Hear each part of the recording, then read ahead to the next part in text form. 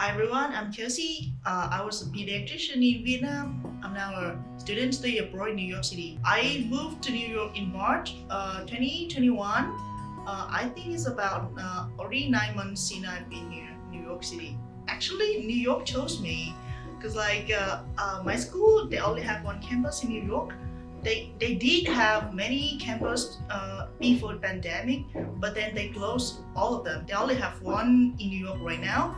So I need to go to New York. Personally, I really love the East Coast because I love the weather, the culture here, and New York is the best city in the world. I really want to be in New York one time, and surprisingly, on the first try, I came here.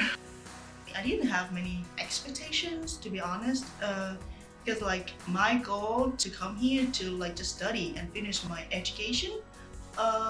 But maybe because I don't have any expectations, so I have a lot of surprise here. Everything is so new to me. I'm really impressed. My first impression about New York is all the buildings. I haven't been to any city that have many skyscrapers and then mixed together with, you can see historic buildings with the modern buildings. Other city all modern or historic, but then New York is the mix, but it's not blended in, it just mixed but still stand out. I mean, I've moved 3 times in 6 months. It sounds exhausted, frustrated, but I have a lot of funny memories, funny moments when I've moved around New York. When I first came here, I live in Brooklyn, but at that time, my financial is not that stable, so I need another cheaper place. So I moved to Staten Island, which is literally an island. Yeah, so and then it took 2.5 hours from my Staten Island to my school every day, back and forth. So it's gonna be 5 hours just for transportation every day. So I need to go to school every day at that time. I had a lot of memory when I lived in Staten Island. One is there one time I went home after school and it kind of little late. I need to hop on the bus, express bus, so they will directly go from Manhattan to Staten Island. Kind of a little bit late, so I'm tired and sleepy. So I was taking a nap on the bus. When they reached Staten Island, the bus stopped, and then I woke up and I was surrounded by all the blue lights and the red lights and police. They came into the bus. I was like, oh my god, I'm done. 4 months and since I've been to New York, and now the police came, and what have I done? And I was so surprised and scared, and I didn't know what happened. So then I asked some people on the bus, so I knew the story. The driver, he picked up someone in Brooklyn. That passenger, he told the driver so he would pay cash. The driver allowed him to. But then when they reached Staten Island, the passenger, he just hopped up and didn't pay anything. And then the driver got so angry, and the driver punched him to the face, and the passenger punched back, and then the driver has no bleed, and then he He pulled over to the sidewalk and then he just stayed there and called the police. And then everyone in the bus just stayed there too. And the police came and checked everything and do like the reports. The police called another bus from Manhattan. Just go there to pick up like the whole passengers in that bus. Oh my God, that's for like 2 a.m. in the morning. And I was like, oh my God, I was so tired. And I need to wait for like 2 more hours. So I came home at 4 and I was like super exhausted and I was freaked out. I don't think I ever forget that. I was so scared, you know, like actually my phone was dying. I was like, no, I need to stay here. I need to stay on the bus.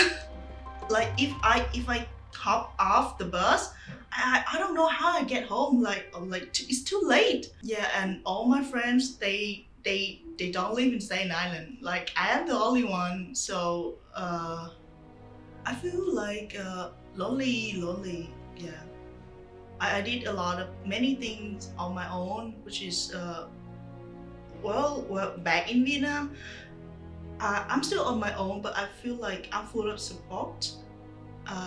If I need anything, like I have supports from my friends and my family. But in here, I'm all by myself. And like there are moments when I know that if I'm not the one who survived through this, then nobody does. Nobody helps me. Like it's like at that time, like I still don't have that many friends, don't have many connections. So yeah, I was lonely and I feel like I feel small, you know. Then I feel like I'm nobody. I'm sometimes lonely, but then I think getting better. I have friends and I have people who cares about me, and I have some connection which I really enjoy, like to having time with them. I think it's getting better, a lot better.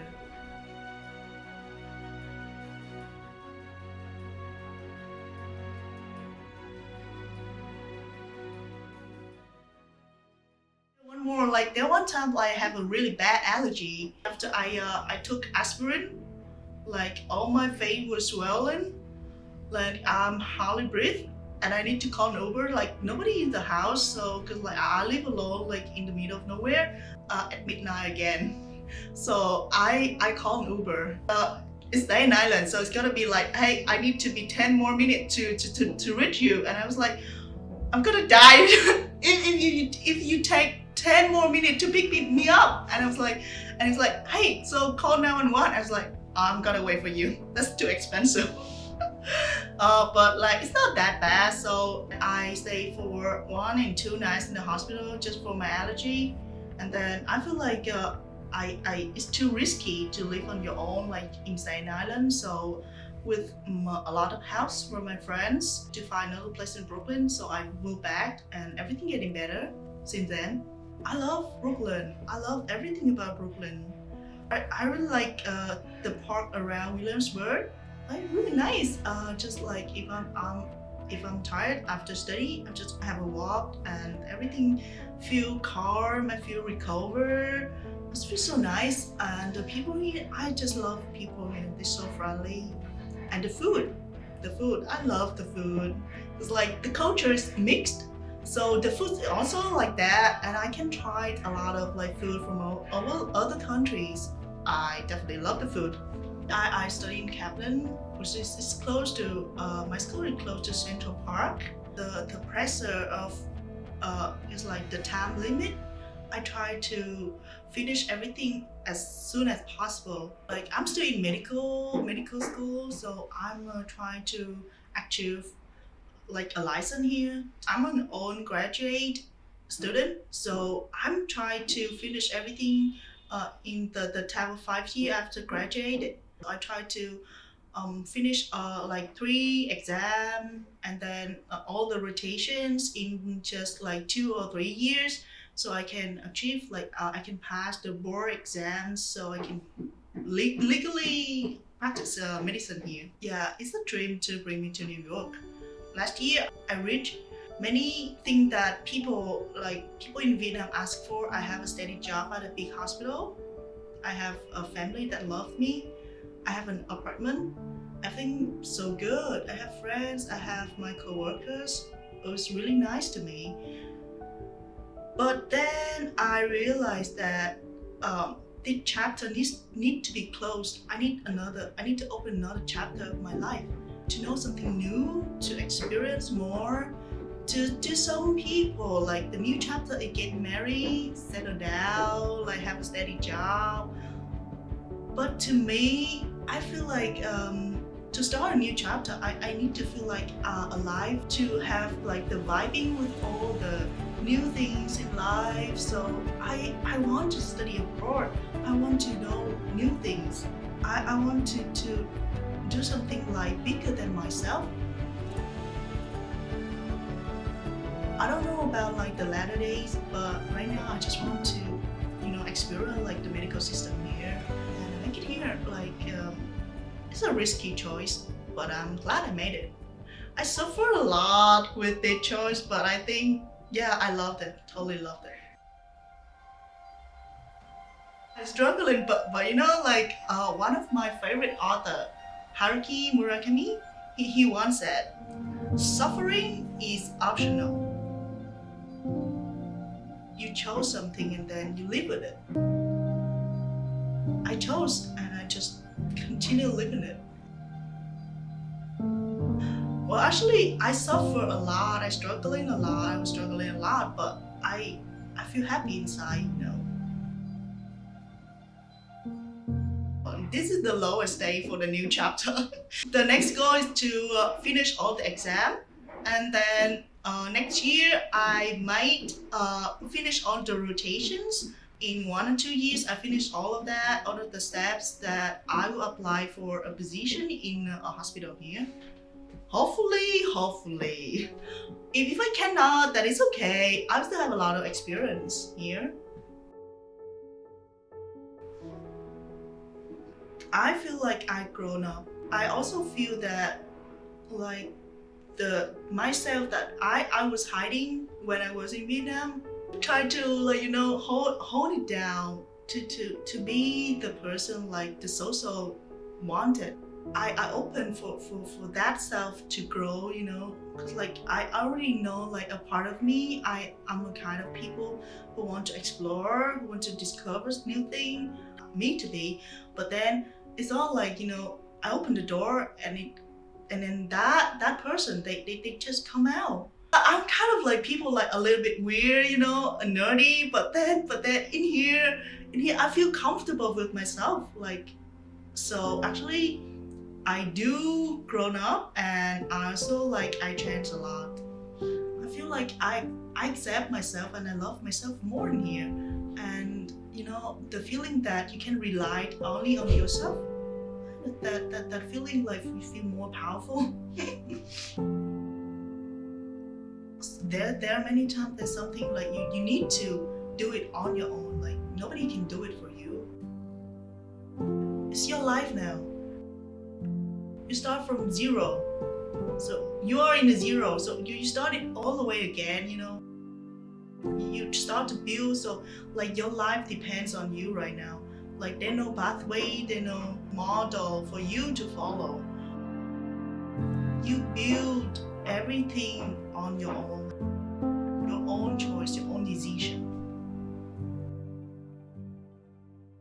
I know a lot of Vietnamese friends. We know each other since I was in Vietnam, but I also met a lot of like foreign friends, because like my school, like all the students all over the world. I have friends from Honduras, which is when I first came here, I don't even know where's Honduras.